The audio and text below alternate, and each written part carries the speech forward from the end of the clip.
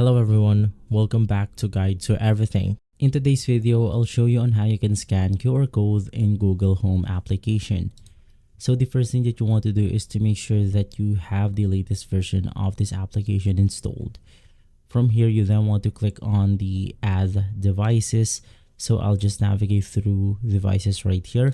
Click on Add Device, and then you want to select the Matter Enabled device.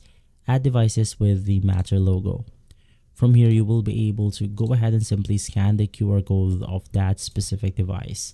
So you want to make sure that you go ahead and select the first option right here, because if you select another, you will then have to go ahead and do another method. But in our case, since we want to scan QR codes, you just want to navigate through the devices section, click on Add Device, and then click on the first one right here. If this video has been helpful, leave a like, subscribe, and follow Guide to Everything for more videos like this. Thanks for watching.